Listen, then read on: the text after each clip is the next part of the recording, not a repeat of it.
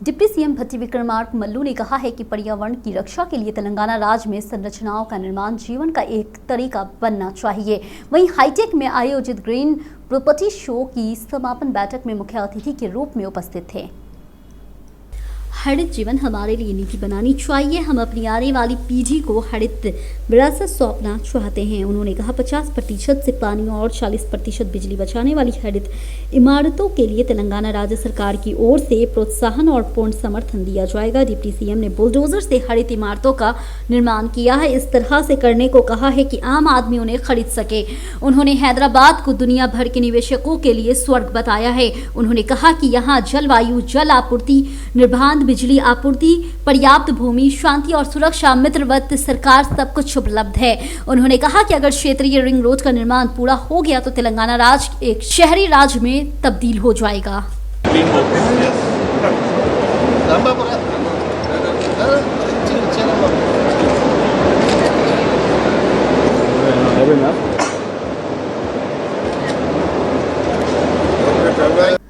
मतदान के दिन बीआरएस विधायक केटीआर द्वारा की गई टिप्पणी को लेकर के चुनाव आयोग गंभीर हो गया है। वहीं पीसीसी उपाध्यक्ष निरंजन ने चुनाव आयोग से शिकायत की है कि केटीआर ने मतदान के दिन मीडिया से बात करते हुए कहा था कि मैंने उस पार्टी को वोट दिया है जो तेलंगाना लेकर आई। केंद्रीय चुनाव आयोग ने इस शिकायत पर राज्य चुनाव आयोग को कार्रवाई करने का निर्देश दिया है कि इसी की अतिरिक्त सीआईओ लोकेशन कुमार जीएचएमसी आयुक्त हैदराबाद जिला चुनाव अधिकारी का इसी दिशा निर्देशकों के मुताबिक निरंजन की शिकायत पर कार्रवाई करने का निर्देश दिया है। इसके बाद उन्होंने शिकायतकर्ता को जानकारी देने की भी बात कही। पूर्व मंत्री और सिद्दीपेट विधायक हरीश राव ने कहा है कि ये दुखद है कि राज्य के लोगों को मुफ्त चिकित्सा जांच प्रदान करने के लिए बीआरएस शासन के दौरान शुरू की गई थी। वहीं तेलंगाना के डायग्नोस्टिक प्रणाली की कांग्रेस सरकार ने 5 महीने के भीतर ही ध्वस्त कर दिया है। उन्होंने इस हद तक की ट्वीट कर दिया।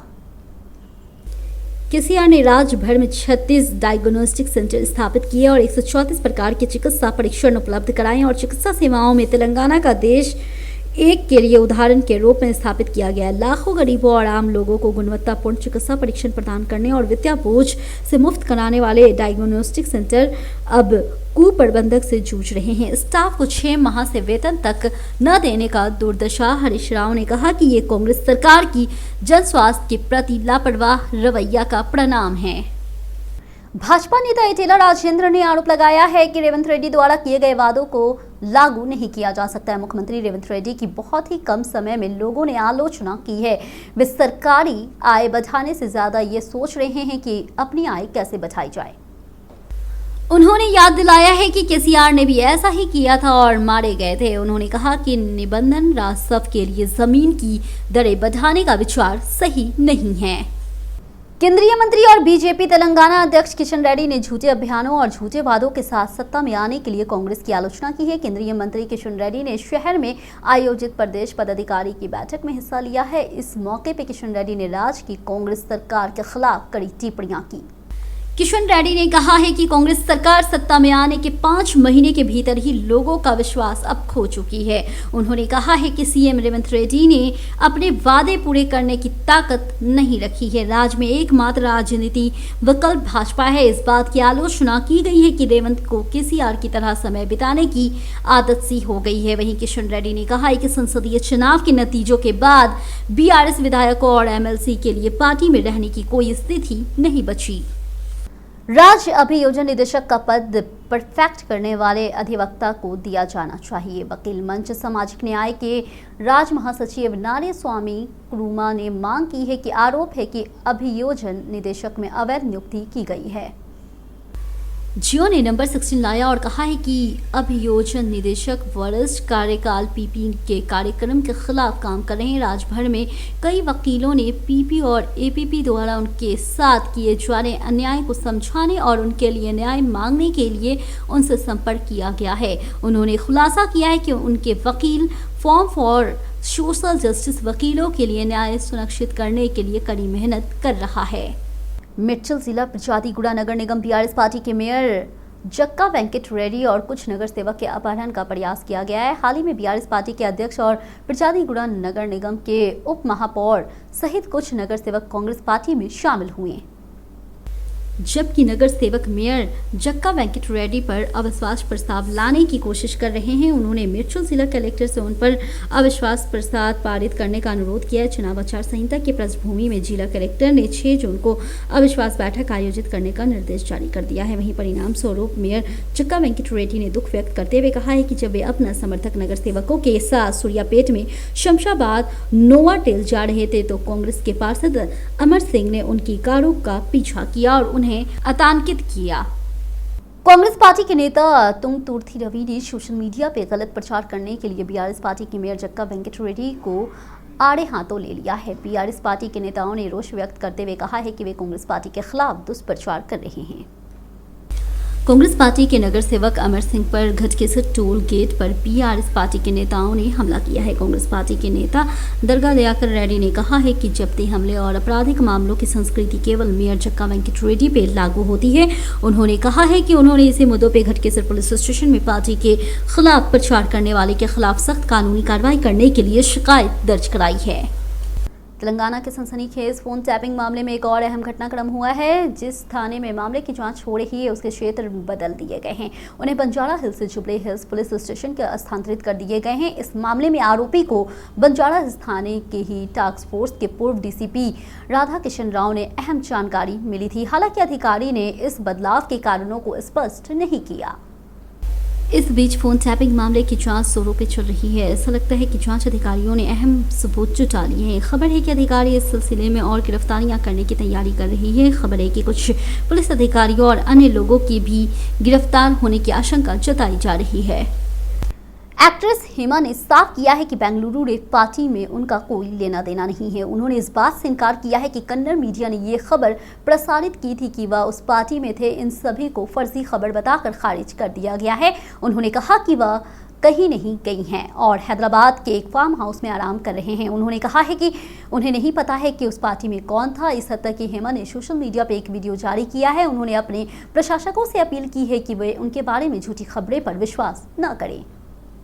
पुलिस ने बेंगलोर के बाहर इलाके में एक बिजनेसमैन के फार्म हाउस पर रेव पार्टी चलने की सूचना पे छापा मारा है। बताया जा रहा है कि इन छापों में 100 से ज्यादा लोग पकड़े गए हैं, जिसमें तेलुगु टीवी एक्ट्रेस, मॉडल्स और कई सेलिब्रिटीज भी शामिल है। वहीं कन्नड़ मीडिया में खबरें थी कि इनमें अभिनेत्री हेमा भी शामिल थी। एक्ट्रेस हेमा ने एक वीडियो जारी कर बताया है कि उनका उस पार्टी से कोई लेना देना नहीं है।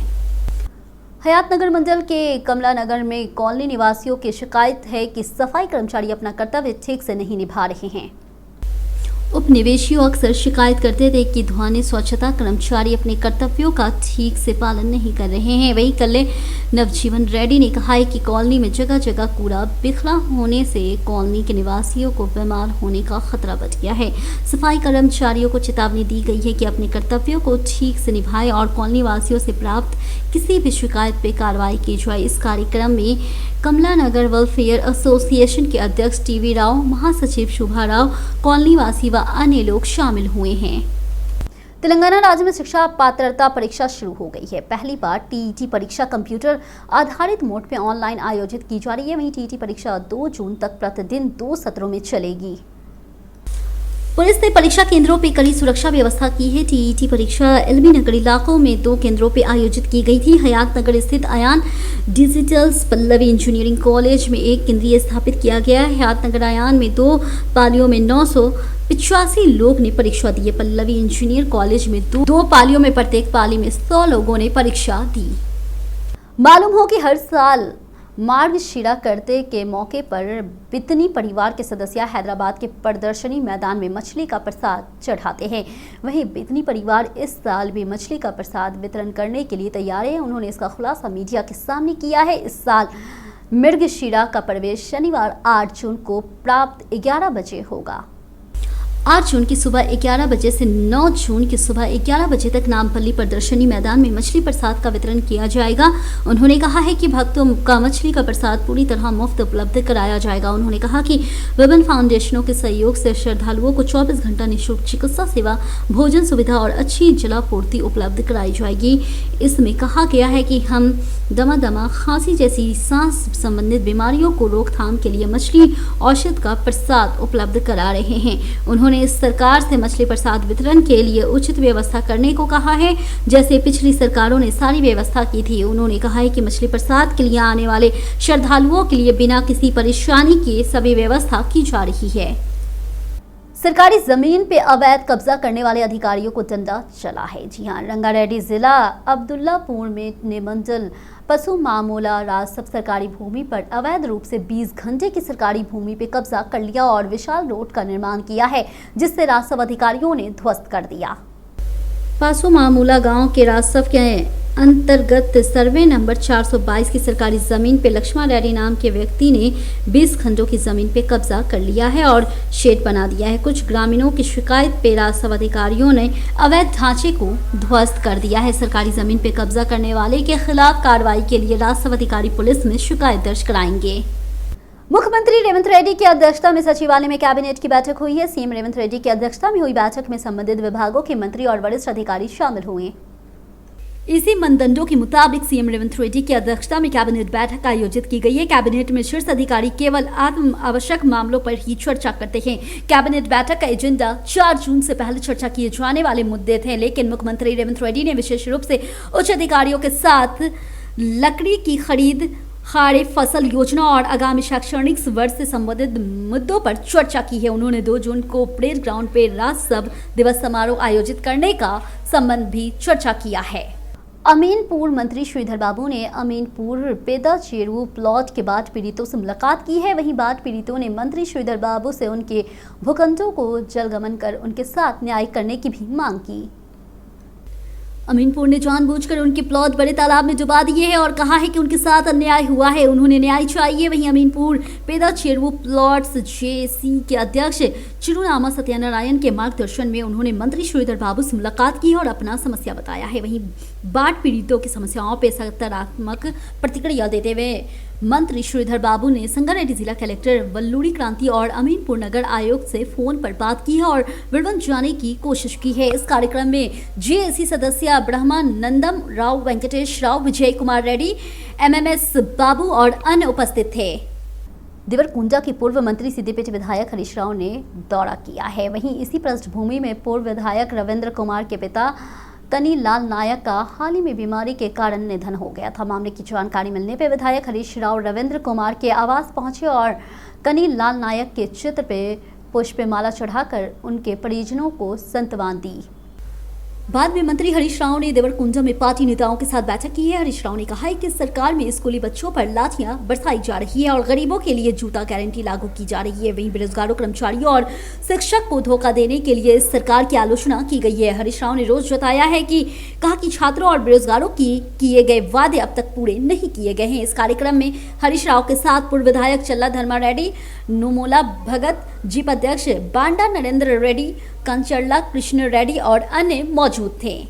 6 गारंटी के नाम पे कांग्रेस पार्टी ने हवा निकाल दी है। भारत राष्ट्रीय समिति के कार्यकारी अध्यक्ष केटीआर ने कहा है कि कांग्रेस बैंकुट को हथेली पर दिखाकर सत्ता में आई है। वहीं वारंगल, नलकुंडा, खम्मम स्थान तक एमएलसी चुनाव अभियान के हिस्से के रूप में केटीआर इंडोलो में आयोजित पार्टी की तैयारी बैठक में भाग लिया और संबोधित किए। केटीआर ने कहा है कि 14 व 15 सीटों पे 5 से 6 हजार वोटों से हारे हैं, अन्यथा स्थिति कुछ और होती है। उन्होंने कहा है कि 6 माह के अंदर ही जनता में कांग्रेस के प्रशंसा को लेकर के विरोध शुरू हो गया है और कांग्रेस ने दिए गए वादे पूरे नहीं कर जनता को धोखा दे दिया है। सीबीआई मामले में बीआरएस एमएलसी कविता की न्यायिक हिरासत एक बार फिर किराउस एवेन्यू कोर्ट ने बढ़ा दी है। जी हां, ईडी और सीबीआई मामलों में अदालत द्वारा उन पे पहले लगाई गई न्यायिक हिरासत 20 मई को समाप्त हो जाएगी। इसके साथ ही कविता को आज अदालत में पेश किया गया। अदालत ने सीबीआई मामले में हिरासत को 14 दिनों के लिए और बढ़ा दिया।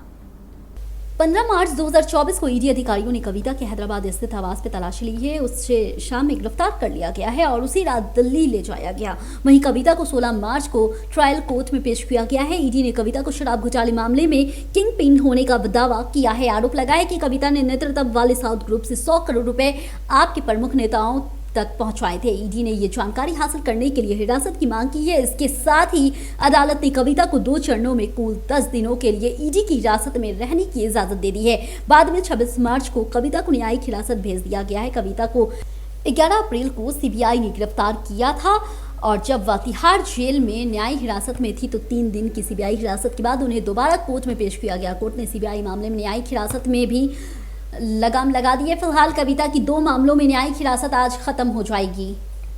सत्यावती राठौर कहा कि केसीआर के नेतृत्व में तेलंगाना में 1000 गुरुकुल स्कूल खुले हैं। उन्होंने वारंगल, नलगुंडा, खम्मम स्थान तक एमएलसी चुनाव अभियान के हिस्से के रूप में इंडलू आयोजित पार्टी की तैयारी में बैठक में भाग लिया।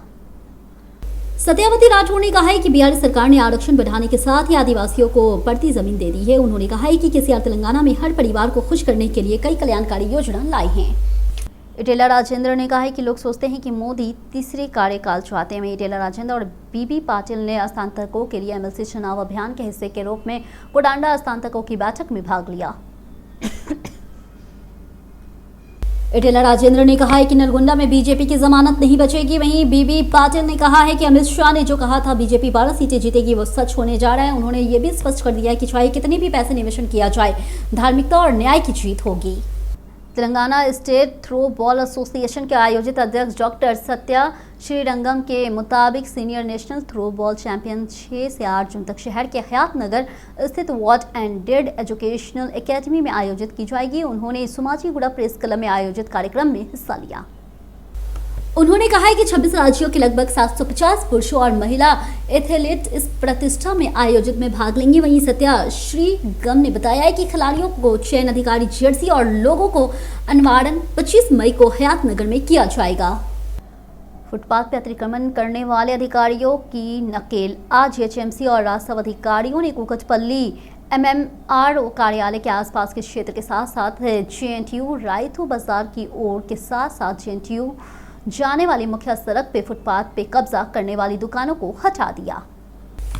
पुलिस की मदद से अवैध दुकानें बनाई गई और जो दुकान पैदल चलने वालों के लिए पहुंचे योग्य नहीं थी उन्होंने जेसीबी की मदद से हटा दिया। अधिकारियों का कहना है कि उन्हें पहले भी कई बार चेतावनी दी जा चुकी है लेकिन उनकी बात नहीं मानी गई है। वहीं जेएचएमसी और राजस्व अधिकारियों ने लोगों को चेतावनी दी है कि यदि वे सड़क के किनारे फुटपाथ पे अतिक्रमण करते हैं तो उनके खिलाफ सख्त कार्रवाई की जाएगी। कई वक्तों ने कहा है कि हर किसी के जीवन में मां की भूमिका बहुत महत्वपूर्ण होती है। जी हां, Marri Krishna Reddy memorial educational and charitable trust और Tarnaka senior citizen women's welfare association के संयुक्त तत्वाधान में मैरी कृष्णा हॉल में मदर्स डे समारोह का आयोजित किया गया। इस अवसर पे उन्होंने कहा कि माता ने कहा कि दिशा सूचक यंत्र का स्वरूप बच्चों के लिए दिव्य है। हर किसी के जीवन में माता पिता की भूमिका महान होती है, इसलिए वक्तों ने सभी से अपने माता पिता का सम्मान करने को कहा है। वहीं कोथापल्ली कृष्ण रेड्डी महिला कल्याण संघ के अध्यक्ष मन्ने नामल्लेश्वरी, थोटाकुड़ा चंद्रमौली, सीतारमैया, अदु सुमिली चेट्टी, तेलंगाना सभा विश्वविद्यालय गैर शिक्षण अनुबंध कर्मचारी जेएसी ने मुख्यमंत्री रेवंत रेड्डी की राज्य विश्वविद्यालयों में काम कर रहे गैर शिक्षण अनुबंध कर्मचारियों को नियमित करने की अपील की है। इस संबंध में सोमवार को उस्मानिया विश्वविद्यालय में गैर शिक्षण कर्मचारियों की जेएसी के तत्वाधान में एक मीडिया सम्मेलन में आयोजित किया गया। कर्मचारियों ने अपनी पीड़ा व्यक्त करते हुए पिछले 25 से 30 सालों से सबसे कम वेतन पर काम कर रहे अपने परिवार का ठीक से भरण पोषण करने की स्थिति में नहीं है। वहीं जेएसी अध्यक्ष सूर्य चंद्र ने दुख व्यक्त करते हुए कहा कि पूर्व बीआरएस सरकार नियमित करने के बाद कहकर धोखा दिया है। वहीं पिछले सरकार के विपरीत राज्य के मुख्यमंत्री प्रतिक्रिया व्यक्त की और उन्होंने नियमित करने का अनुरोध किया है। उन्होंने कहा कि राज्य के सभी विश्वविद्यालयों में रक्षा और समक्ष व्यक्तियों को वीसी नियुक्त करने को कहा है। वहीं उस्मानिया यूनिवर्सिटी के वीसी पे पिछले 3 साल से कई अनियमितताएं के आरोप लगे हैं। बेंगलुरु में एक बिजनेसमैन द्वारा आयोजित रेप पार्टी को पुलिस ने तोड़ दिया है। खबर है कि रेप पार्टी में कई तेलुगु टीवी एक्ट्रेस और मॉडल पकड़े गए थे। साथ ही श्रीकांत ने उस खबर पर अपनी प्रतिक्रिया दी है जिसमें कहा गया है कि अभिनेता श्रीकांत रेप पार्टी में मौजूद थे।